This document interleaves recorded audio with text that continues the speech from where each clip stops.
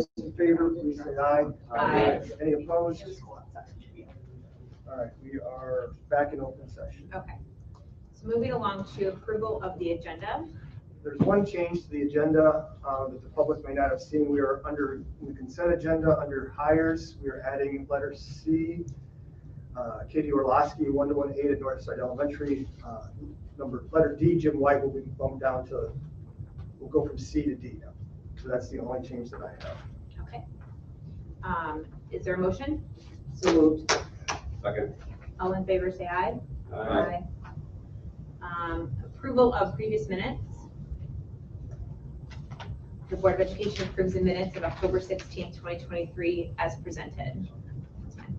So moved. All in favor, say aye. Aye. Moving along to consent agenda. We have district bills as of November 27th, 2023, building activity reports, non-certified personnel recommendations. We have resignations, Pat Hamstra for food service at Morrison High School, hires, Evan Ernst, volleyball boys basketball coach at Morrison High School, volunteer, is that what I said? Oh, volleyball, no, not volleyball, volunteer. DJ, okay, volunteer boys basketball coach at Morrison High School, Katie Orlowski, 1-1-8 at Northside, Jim White, volunteer wrestling coach at Morrison High School. Do I have a motion? So moved. Second. Any discussion? Roll call? Folgers. Yes. Yolson's gone. Provo. Yes. Wilkins. Yes. Damhoff. Yes. Engelkens. Yes. Lucky. Yes. Any communication, public comments? No one signed up to speak. Okay. Good news from around the district. So we have an abbreviated good news around the district given the extended break from last week. There were a couple principals that were able to get it in. So I guess I would just ask each of the individual principals if they wanted to highlight something from positive going on in the district. So we'll start with Mr. Harridge. Northside, last Thursday, we did the soup opera and preschool, and then it was the kindergarten Thanksgiving feast. And in order to make those two things happen, it takes a bunch of volunteers and a bunch of behind the scenes work. So just wanted to thank everybody that came in and helped with either of those, whether it's help making soup or bringing items for soup or helping serve turkey or pie, all those things. Thank you to everyone that helped out. Mr. McCormick. So we had a trunk or treat on October 26th. We had a really good turnout. Over 140 students came through. So that was really good. Our Kindness Club did a food drive at Southside. They were able to get over 250 pounds of food donated. So we took that over, delivered, and we got some pictures with the community members over there. Thank you. Mr. Robbins. Just maybe highlight our choir. At their concert a few months ago, talked about the fact that last year, choir started at 3 kids to start at the beginning of the year, and now it's up over 30 kids in the choir. That's a lot of recruiting by Mrs. Morris to get them there. But this time of year, it's really nice. She started today. They're starting to get ready to go around to all the, they'll be sending out emails to the building principals about going around and showcasing caroling, some of their Christmas music to the different buildings. We did it last year. We started it. They were able to go to the south side of the high school. But hopefully you get the north side, just obviously transportation is a thing. But it's a good time of year. The program is getting stronger, growing. So it's nice to see after the COVID years, kind of when they couldn't sing at all. So it's nice to see that program start to come back. A couple things, about 3 or 4. Our staff member of the month for October was Mrs. Knee, who was one of our English teachers. So got her lunch for the kids. She actually wanted a taco salad from Happy Joe's, which was, I thought, a good choice. We had 2 students that are students of the month for the Rotary, local Rotary here. Peyton Emerson and Cooper Bush are both seniors at Morrison High School. So they received that award for November, and the Rotary does that every month. And then before the snow fell, you could see if you were by the tennis courts at the high school, basketball courts there, you can see the prairie project that has been started. That grass path is starting to grow up and sprout now. So hopefully by spring, we'll have a lot of native prairie plants and have a pollinator garden that our students can use and we can incorporate into some different classes. And then lastly, since we met, we had our assembly for veterans at Morrison High School. If you haven't had a chance yet outside the main office, we have a project that staff and students took part in called My American Heroes. You have to recognize family members or people that you're close with that are in the military, and we put those, it's a nice little poster, we printed them out in color, and then they get to include some personal information. We displayed those, the trophy case outside the office. We ended up having 38 of those posters put up, which were fantastic, and will stay up through the end of the week through the month of November. Thank you. Thank you. Very nice. Moving along to reports. All right, the first one we have is our finance and facility. We had our finance meeting. There's no simple way to put it. The project, the HVAC project at Northside has hit a snag. I am in communication with our architect, as well as trying to make sure that we have heat in the buildings. They attempted to install the new rooftop units. They were successful at the junior high. If you drove by, you saw a rather large crane lifting things onto the roof. There seems to be there was an error, I guess, that's the best way to put it, in terms of the stuff at Northside. So we're trying to work out what the timeline for that is going to be. They have provided the classrooms with space heaters, so we do have heat in those rooms, along with the old units still functioning. So that's where we're at with that. The rest, that's the biggest facility thing going on right now. As terms of finance, we will be approving discussing the tentative levy for this year, as well as a couple other financial matters. Your revenue and expenditure reports are included. Everything seems to be on par, as well as the 5-year comparison and the treasurer's report. So other questions that board members might have. In regards to the north side, what's the plan going forward? Do we have one yet? Who's leading The architect is working with the project manager for Loescher. I was up there this morning. There was 6 to 10 people gathered around a table with lots of thick binders, looking at specs and things like that, trying to figure out where the mistakes or where the next steps are going to be. I will be calling Mark tomorrow to figure out what the next steps are. So at this point, I don't have a definitive plan. I haven't been told a definitive plan, but my priority is to make sure that we have heat in those buildings, in those rooms rather. Did you want to talk about the locks for the glass this time? I have that as don't I have that as a discussion? Oh, it might be.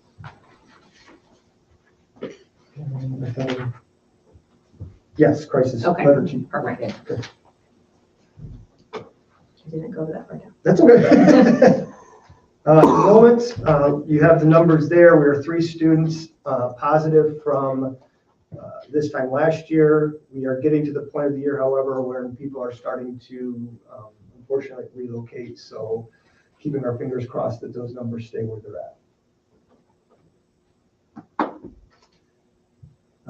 Parent advisory, we have our 2 co-chairs. We have a new co-chair. We're in a little bit of a flux when it comes to parent advisory right now. We unfortunately had someone step away, so we are looking at the next steps. So Mr. Michael Benson is now our second co-chair. I don't have anything in the agenda. If you guys want to talk about anything, now is your opportunity. Our next meeting is next Monday at 6:30. So come. 6:15. No, public is. Okay. at 6:30. Yeah. Probably 6:30. And yeah, we'd love to see you there because our turnout last time was not that great, but it was really good the first time. So Good communicate, good discussion. it's very good discussion and it helps people know what's going on within the district. There's actually a back and forth communication and everyone is welcome. Welcome aboard.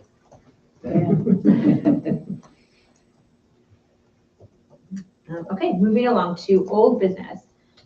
The motion is the Board of Education approves the purchase of an indoor freezer for the cost of $32,184.97 from C&M Refrigeration Limited. Is there a motion? So moved. Second. Roll call? Or discussion, I'm sorry. We had discussion. Actually, I did have a couple notes on that.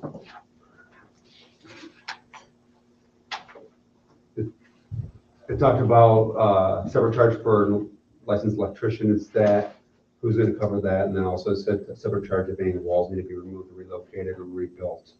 Do we understand if that's? My understanding is that's not going to be an issue. That's standard, probably their standard language. Yeah, but Yes. I didn't know, I mean, that we're confident that it's going to fit, we're not going to need any new walls built. And then, In my discussion with John and John's discussion with the person providing it, there should be no additional carpentry needed. okay, and then do they provide, is the licensor sub, is the licensed electrician a sub to them, or is that It's up to somebody? them. Okay, We don't sub that out. okay, so whatever they pay, they mark it up 10% and pay us and, or whatever it is. They do have to pay, they will have to pay prevailing wage. Yeah, Yeah. yeah, and they'll mark it up a Yep. little bit for project management and everything else. Yep. Administrative, okay, that's, I just want to understand that. That's fine. It's good questions. Very good questions. Any other questions? Or discussion? Okay. Roll call? Tromble, Yes. Wilkins, Yes. Damla, Yes. Inglenkins, Yes. Folkers, Yes. Lucky. Yes. Okay, new business.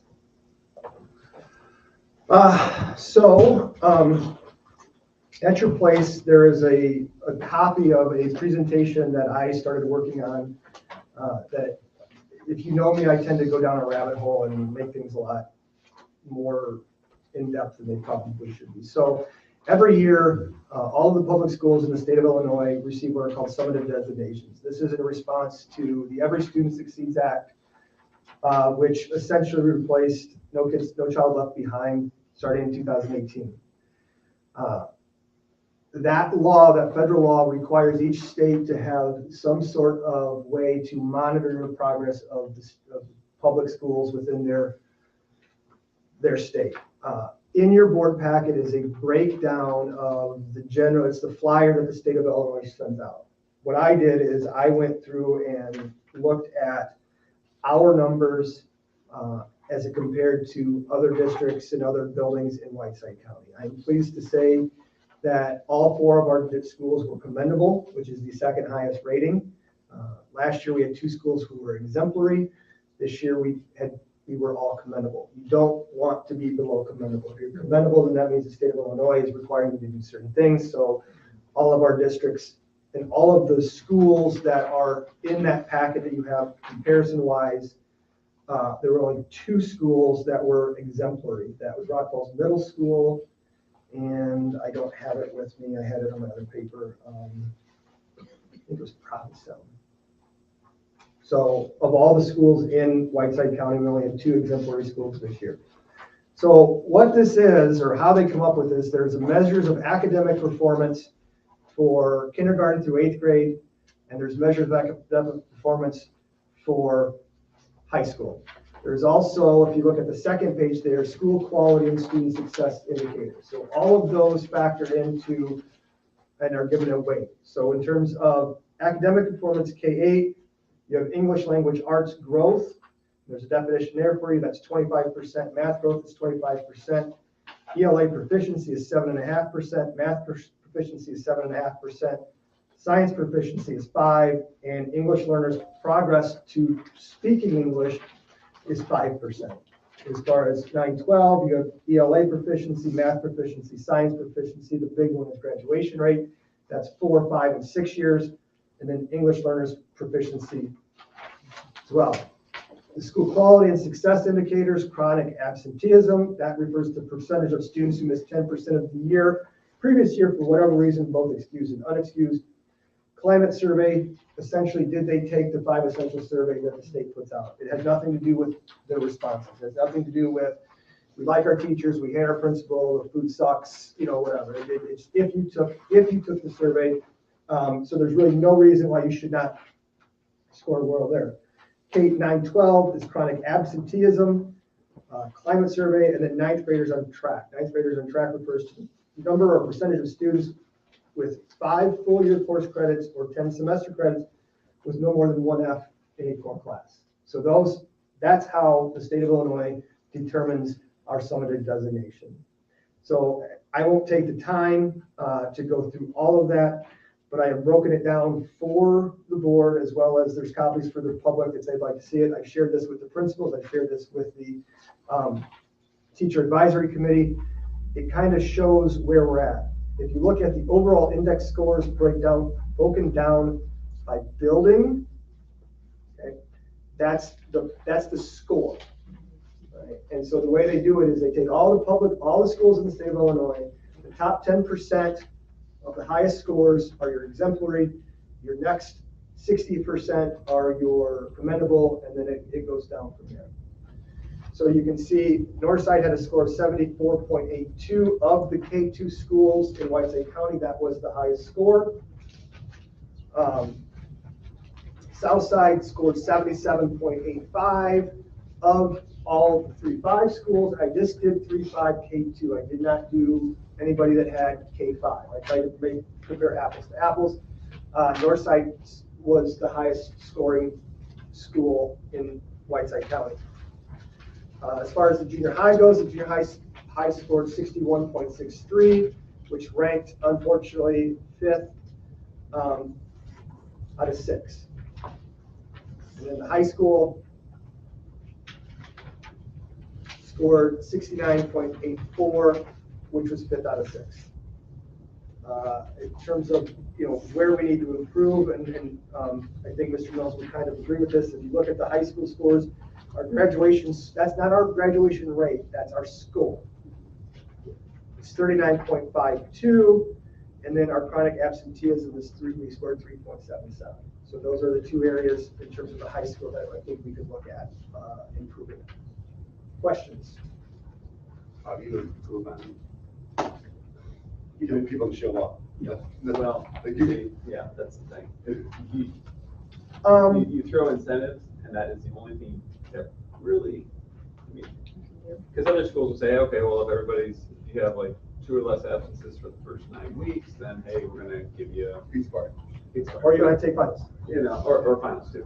Yeah. It's the same discussion. So, How do you yeah. get parents how do you get high school parents to come to conferences? Incentivizing things is a big part of that. That underlines all of it, but at the same time, we need to provide things those kids want to come to school for. So pushing vocational classes, pushing dual credit, career path, those are things that the kids that will skip school will come to school for. And then at the same time, finding ways like I've done this year to get them out of the building when they don't need to be there, cutting them loose for homework, things like that, where instead of taking 8 hours from them and things they don't want to do, try to get them 3 or 4 hours of stuff they do want to do, get them to do a couple hours of stuff they don't want to do, and get them out of there. So it's not perfect, and I've talked to a lot of administrators that have the same issue.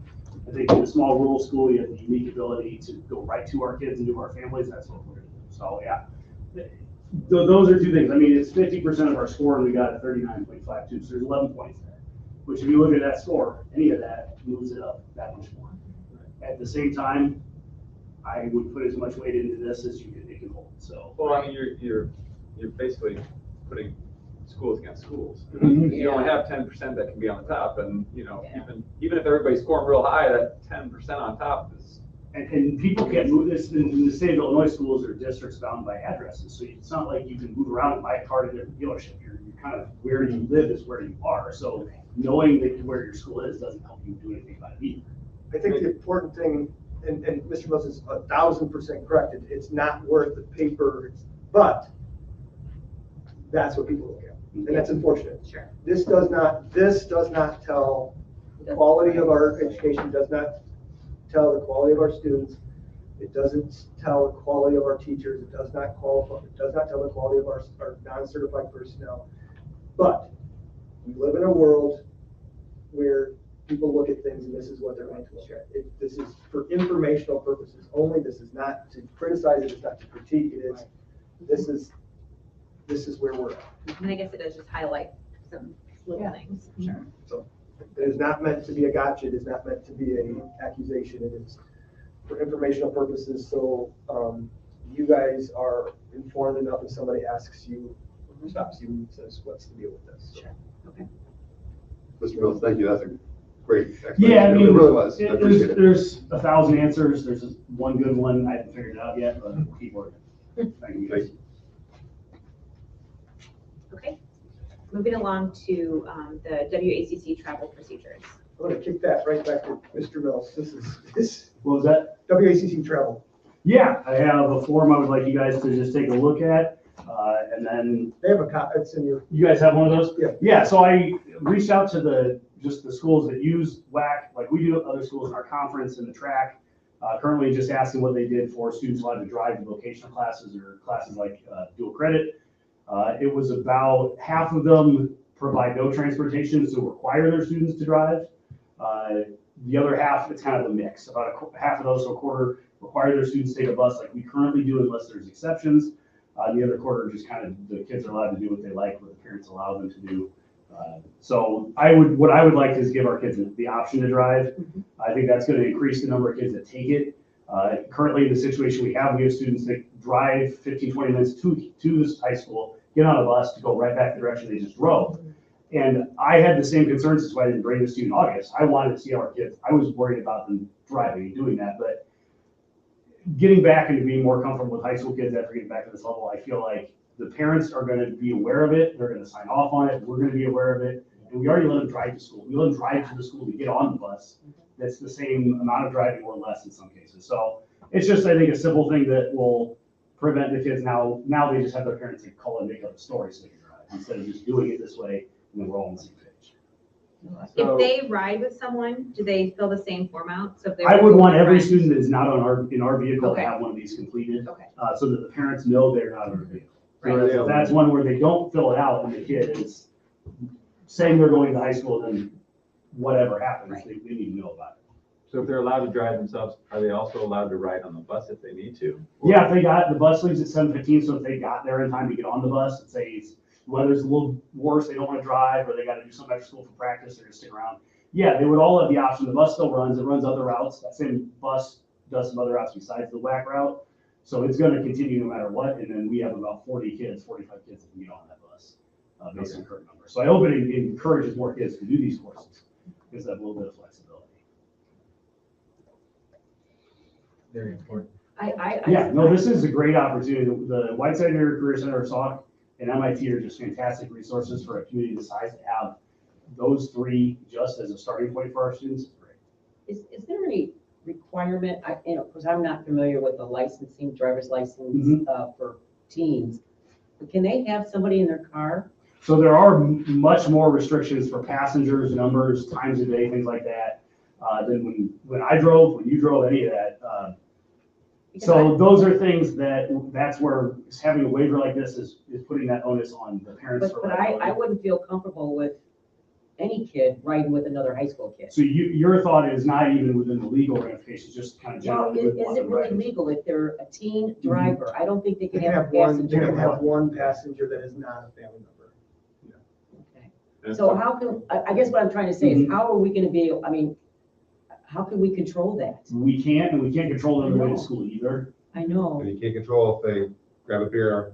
No, I know, Yeah. I'm just saying, if we're telling, as long as we make them aware Yep. that they're to follow state law. So what you would like in a form like this is maybe just a line or two that identifies that the student is now responsible for following the rules of the road or. My recommendation would be before this is approved, we run it through our attorney. Okay, excellent. I And like make sure that yeah.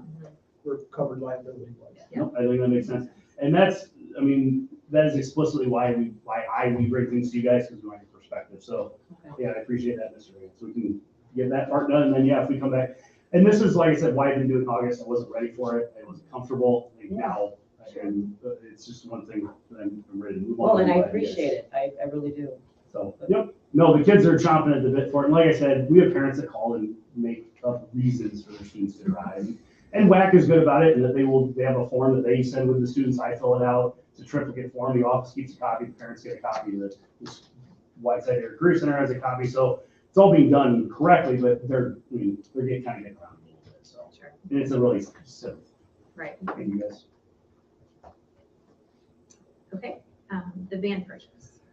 Currently, we have two 8-passenger vans, one of which is getting up in age and miles. So we've looked at researching the possibility of trading in our black van, which is an 8-passenger van, for a larger, newer 10-passenger van, which would be a benefit to the district because we are transporting more students to Thome and other placements than we have in the past, and we don't have enough space. So I gave you a generic picture of what that would look like. At this point, if there's support for this, we would reach out. Kunis has been very cooperative. They have a 2024, I don't remember it's a Ford, I don't remember the transit thing. That's what I drive. Yeah. It's literally a 10-passenger. You can see one right up. So if there is support for this or interest in this, I would hopefully be able to bring back costs and trade-in value for the black van. How many miles on the black van? Oh geez, I don't have that number off the top of my head, but it's about 15 years old, so I would say it's well over 100. Is it costing us a lot of money, that van? It's not costing, they're gonna really start nickeling and diming us to, you know. That if we have need for another vehicle, like he's thinking, do we look at the trade-in value and keeping it in the fleet and adding one? Or do we have need for that? I would say in a perfect world, yes, we keep both vans and add a third one, but given the financial state of the world, it's probably easier publicly to say we're gonna trade one in than it is to just add a. What, I mean, Well, I guess it how many depends on the clubs do trade-in we have? value. Yeah, maybe a couple grand. I mean, Yeah. If I mean, you it- can look, I mean, look and see how much. So how about if I do this? I will work with Kunis and I will see what they give us to that. And if it is cost effective to trade it in, we trade it in. If it's not cost effective, we Yeah. just eat the additional $1,000. Yeah. Yeah, and if it could be a spare time, I mean, it's not like it would have to be doing it all the time. I know there's a lot of clubs jockeying for those races. Yeah, right. That's They'd much rather drive the van than they would the buses. Yeah. The other option would be to buy back the yellow bus because we don't have enough seats to take kids to Thome. Do you have a- Yes, 10 will work for now. But if you drive 12, you have to have a bus license anyway. Yes, I think that's correct. Or if it's a yellow bus, you have to have You can't take a white activity bus on a curriculum-based. I think it's 15. I think you can drive a van with 12. It's Yeah. 15, I believe, yes. You can have one, yeah. I have a spreadsheet somewhere. I know that, I know that. I I also have know none. that because when I looked into buying vans, I knew I had to get a different license if I wanted a 15. But it's Even for a 12. personal vehicle? Yeah. So like, when you get to a certain CC in motorcycles, you have to. Okay. I think it's the weight or something that, It's the state of Illinois. yeah. If there's no adamant, not wanting to do this, that's not the right word, otherwise I'll move forward and bring specific numbers back. And just in terms of straight up cost, it'd be nice to at least, I'd like to keep a business in town, but just make sure that they're gonna give us a fair price, so if we could reach out to one or two other places and just see what else is out there. Not even, don't even have to look at the trade, just a new value Yeah. purchase, just so we have something to compare. Expected life is 15 years. Is 10 gonna be a projected thing? I mean, do we? So if you add just the 10-passenger bus, we should be good. Then it becomes a matter of drivers as opposed to seats. I see. So once you get past that 10 though, now you're looking at a CDL, you're looking at those sorts of things. So You said we could go up to 12, right? Yes. I haven't seen a 12-passenger van, I can look. I used to have one. And these They're out there, trust me. They're usually the 250 models of the 150 models. these new vans are available. So, I mean, you could. Well, like that, Sorry, I know a lot about So there was one that we looked at that got sold early, but Kunis has said they can get us another one. Oh, okay. I'm just thinking, if you like, say you got You're a looking at softball team with, 23, this was, 10 they players. said we get you 24. you know, you get, take a 12-passenger van, you can take one seat out, you can throw all the bags in the back, and you got your whole team right there. You know? You know, The rear But seat again- takes out 2 seats, just so you know, when you take one, the thing out. the rear seat takes, it takes 2. It takes like 1.5. Oh, okay. So I think that Okay, makes so sense. move forward. Yep. Everyone's Yep, okay yep, with it? we're good. Okay. Yeah, keep looking into it, obviously. Moving along to item D, release of outdated and damaged football uniforms for resale. Right, the motion is the Board of Education approves the release of 126 sets of used and damaged football jerseys, 12 used and damaged red football jerseys, and 20 used and damaged white football jerseys for resale. Is there a motion? So moved. Any discussion? What do you mean for resale? How's that work? So he's gonna sell Who's gonna sell? them. Nate, Vandermeer. We do this quite a bit, is if anybody that wants to buy their own football jersey. So where's the money go? That goes into the football account to help with future uniform purchases and equipment purchases that the district doesn't cover. They'll make a couple $1,000 off. Sure. Does this need a roll call? No, it doesn't Okay. involve spending money, so all those in favor? Aye. Opposed?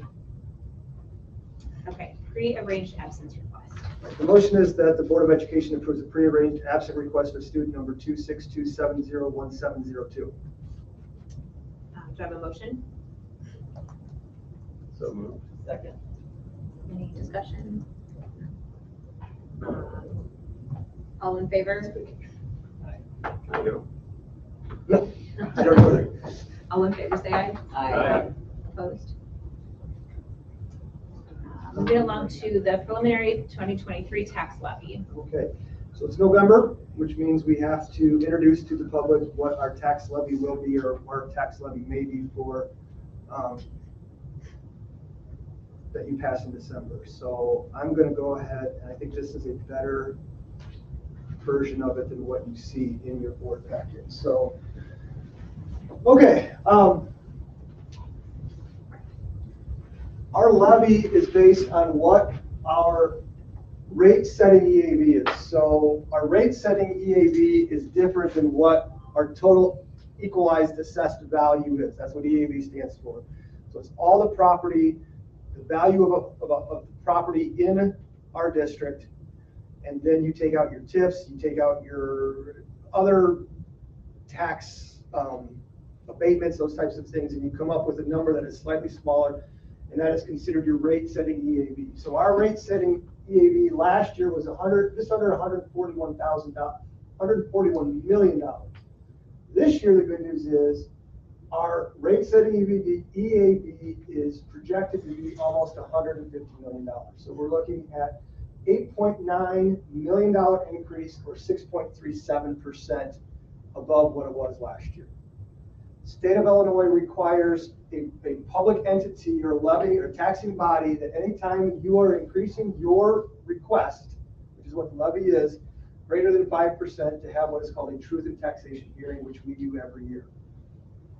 So based on those numbers, we are looking at going from $5.6 million to just over $6 million for this year. What our board has done historically is we have ballooned that request by 5%. The reason we do that is if this number, which is projected to be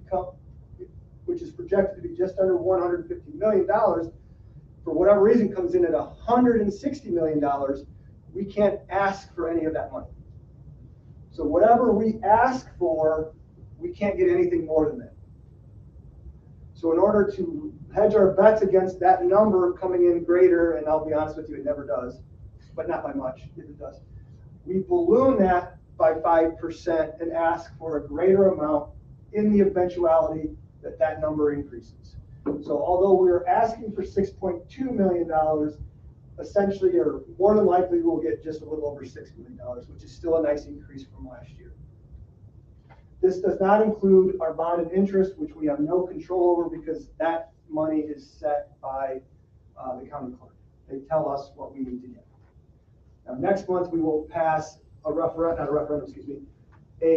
motion to abate some of that because we will use sales tax dollars to pay down some of our principal of our outstanding bonds. The other thing that I guess I would point out as we're getting into this is all of the funds in yellow is a set tax rate. By law, we cannot go over, we can't go over that tax rate. In order to increase that, we would have to go out and do a public referendum. You have to go out and there's a process to that, which is usually not an easy thing to do. The ones in blue are what we call levy to need. By law, we can ask for whatever we need in that amount. There is no set tax rate for that. Questions? It's hard to understand. So how much do we owe in bonds? Very good question. So we have 2 outstanding bonds right now. Actually, no, we have 3. I have to get that amount because we just did another bond. So this number will change, but it doesn't. You're not going to have to approve anything here because this will be set by Dana. So we have 3 outstanding bonds. We owe $1.7 million on a 2017 series bond and just over $400,000 on a 2019 alternative revenue bond. So we have $1.4 million plus what we just passed this summer, which I'll add that number to there. I didn't get that. Dana didn't send that to me. So we do have a little bit higher than that, but that will be abated and we don't have any control of that. So what we will abate is this bond and the new bond. We won't abate that. So what's the interest rate on? And is it- I don't have that off the top of my head, but I can get it for you. I think they're decent though. Yes, Yeah. it's a good rating. We have very good Yes. credit rating. What's decent? I know, Yeah, we're talking I like- remember when we talked about approving it, it was a good interest rate, but to be off the top of my head, I don't remember the exact number. Yeah, It's a good question though. that is a good question. That is an excellent question. So what funds do you use to pay these off then? To pay the bonds, Does 5 or 6% sound correct? Yeah. I don't know why that seems. bond and interest fund. That's good news, right? Yeah, makes sense. That's what I call it. We have enough. Like yes. We do. Yes. So if our bond payment is $1 million, we levy $1 million. Okay. So the county clerk will say, Morrison, you have 1.5 million in bonds. That's what you're levying. So an individual tax bill could go up or down depending on what that bond payment is. Okay. So if you look at, I guess I didn't pass it out, did I?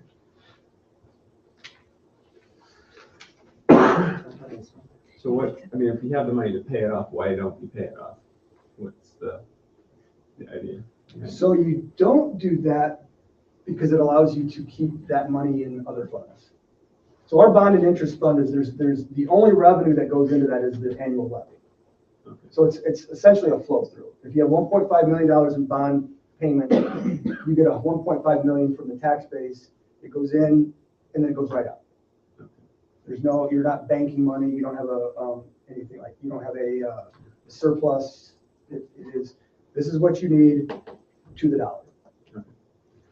So if you want to look at this is a comparison over the last 5 years. You can see the top figures are what our rate setting EAV is, what our total levy is, what our tax rate was minus our bond payment, and then what that costs the individual taxpayer per $100,000 of their home. So if your home was $100,000 in tax year 2019, your tax payment to the school district, it doesn't include the hospital, it doesn't include all the other taxing bodies in Morrison, was just over $1,100. And then the bottom number is a percent increase based on the year to year.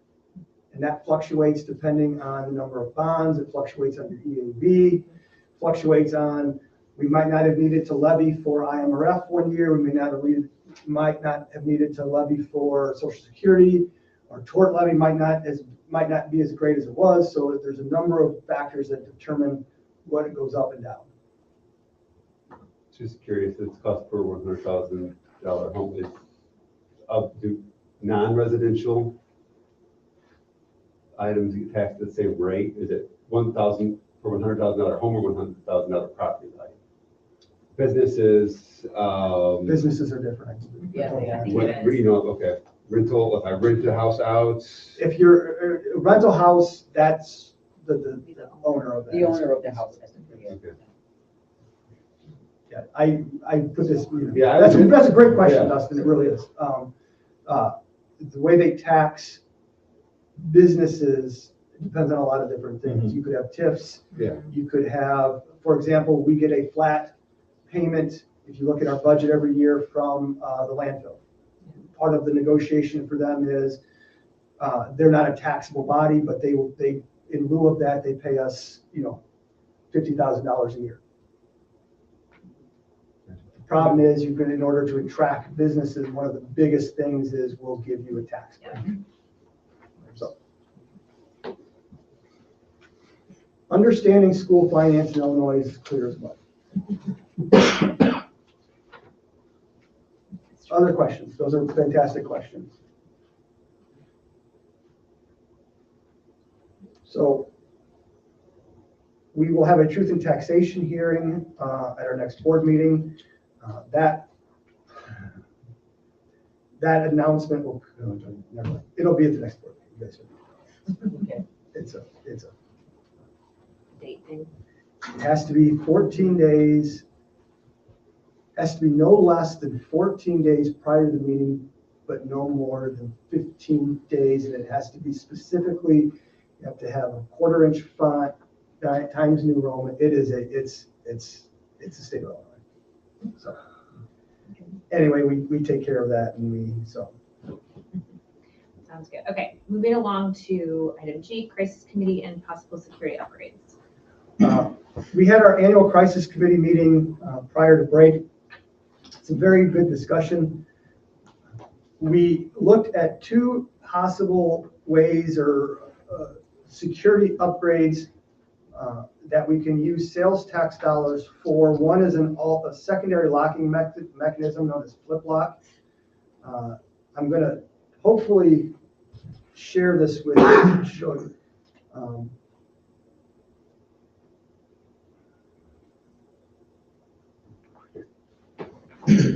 So this is a secondary locking mechanism. Now, I will preface this by saying in no active shooter drill, situation in the country was an active shooter able to penetrate a locked school door.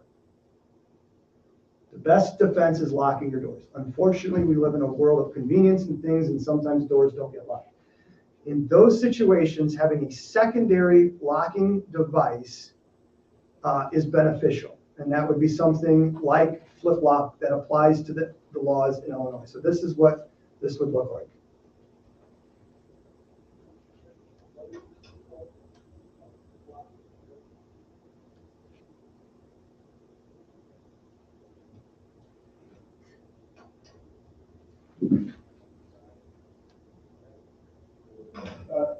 This is mounted on the side of the door.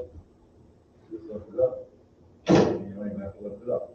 So when you lift it up and then go back. Very simple.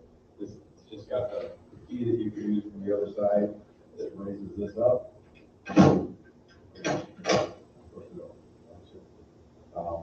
There, especially this particular school, because I want to make sure that they have those in places like this. I can assist these kids. So, So if the best defense is locking the door, how does adding a second lock? Yeah, they both have to manually be done. Yeah. Well, I think it's Is that correct? getting the keys, locking, because one has to be locked from the outside, is that correct? so all of our doors lock from the inside. In order to lock it, though, you have to lock it with a key. Right. So in a crisis situation, the benefit to something like this would be is you shut the door, you flip the lock, you're locked. You're not standing in the doorway, fumbling for your keys, trying to lock a door. In a perfect world, all of our staff members would have their doors locked from sun up to sundown. That doesn't happen. So this is a secondary or in lieu of making sure all the doors are locked. This is not something you have to do. It is not something that everyone is doing. There are a number of districts in our area that are going to secondary locking devices. You've seen things probably when you slide it over the door, those things. So in Illinois, there are specific rules that you have to follow in order to add a secondary locking device. The 3 main ones are you can't disturb the structural integrity of the door frame.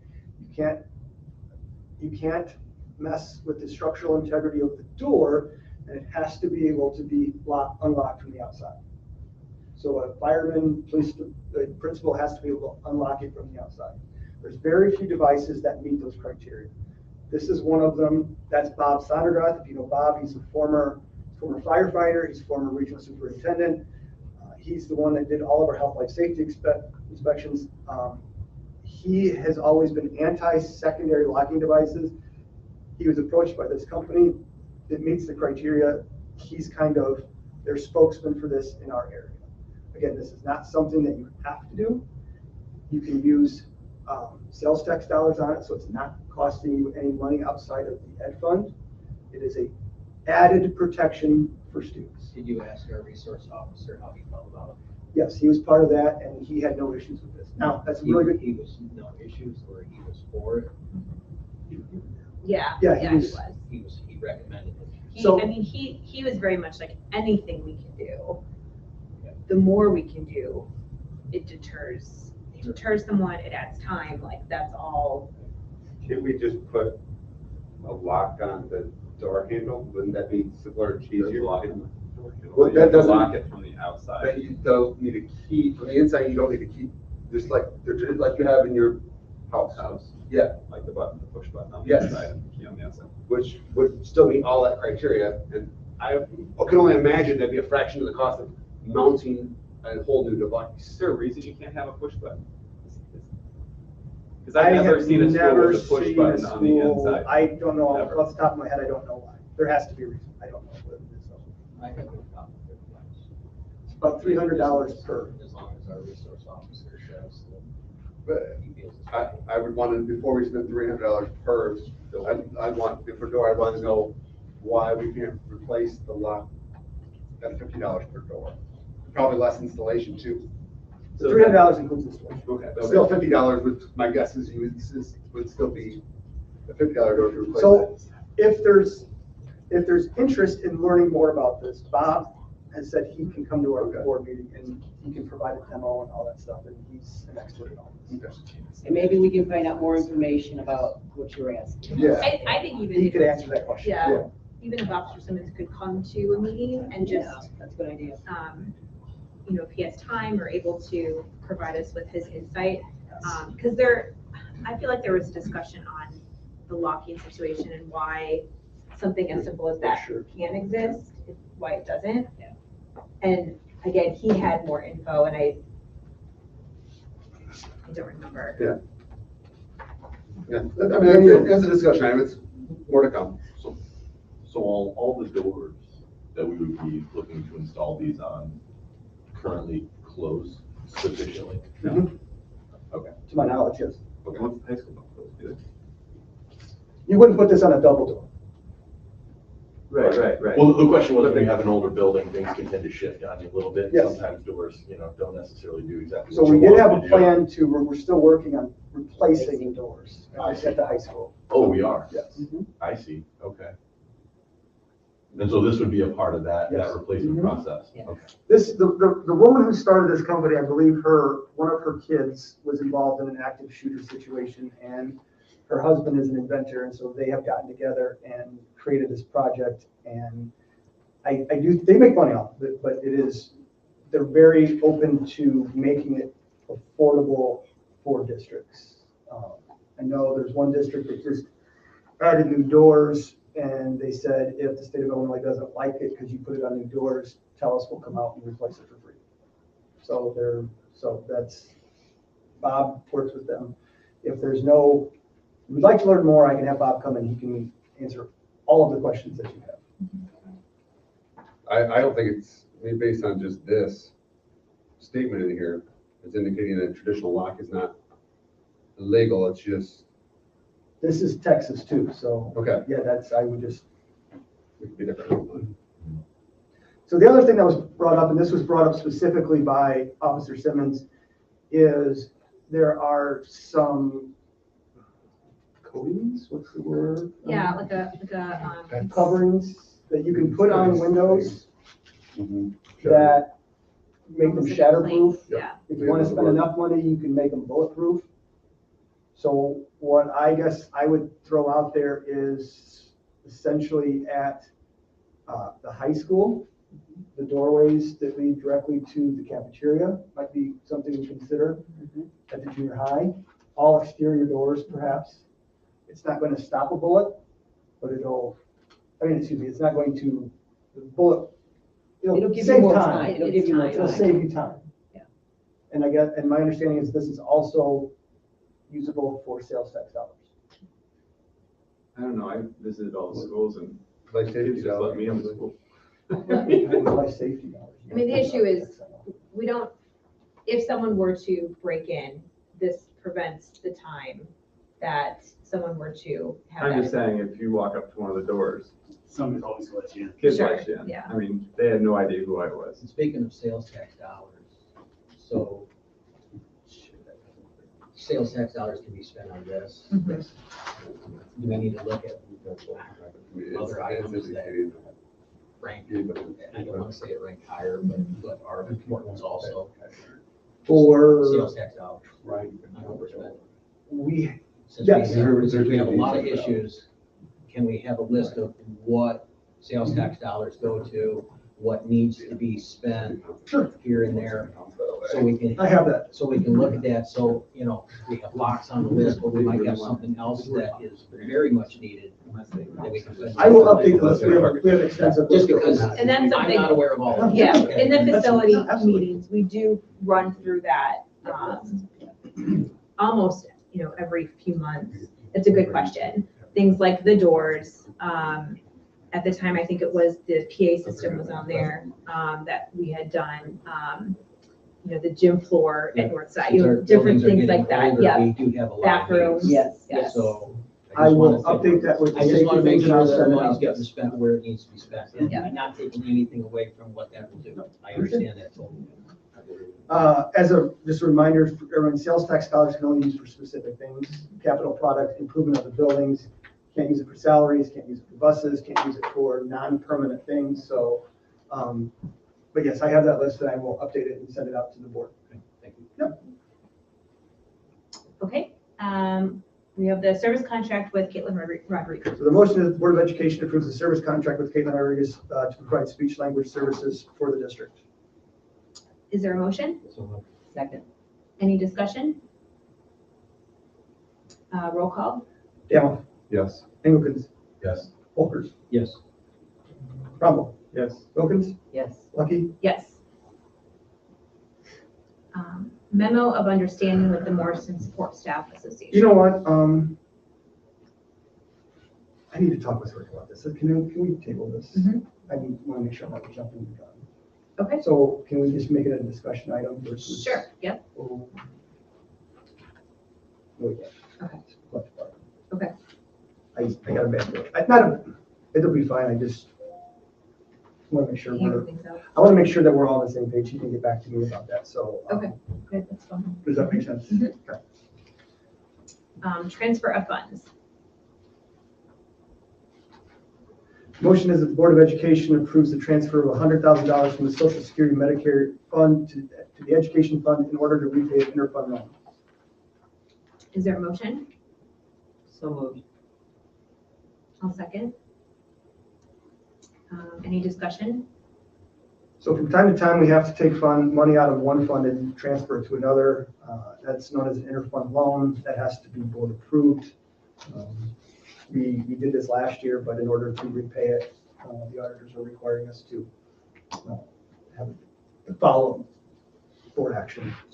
So we took from it and now bring it back? Yes, we're repaying it. That's a requirement. Roll call? Volkers, Yes. Trumbull, Yes. Wilkins, Yes. Gamma, Yes. Engelkens, Yes. Lucky. Yes. Morrison Junior High School part-time counselor contract. All right, the motion is the Board of Education approves the contract with Kayleen Gallmer to serve as part-time counselor at Morrison Junior High School. Is there a motion? Second. Any discussion? Happy she's there. Hearing none, Trumbull, Yes. Wilkins. Yes. Gamma, Yes. Engelkens, Yes. Volkers, Yes. Lucky. Yes. Yep, we'll do a quick closed session and then. There will be no action taken after. Jennifer? Is the building that we made it screened or anything? Or is it just- With renovation, I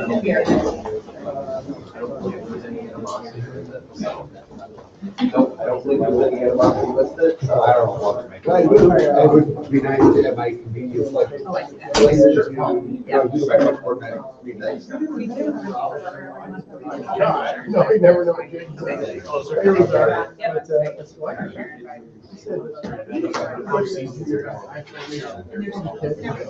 We'll do our own. Oh, there we go. We should, they should say that after you plan for I said, I can do it at lunch. I said, I can just, so I did. Whatever you don't eat, that's fine. They'll get you. Welcome back. I was giving orders not to let the extra Anyone go. take it home? Mr. Harridge. The ladies in my office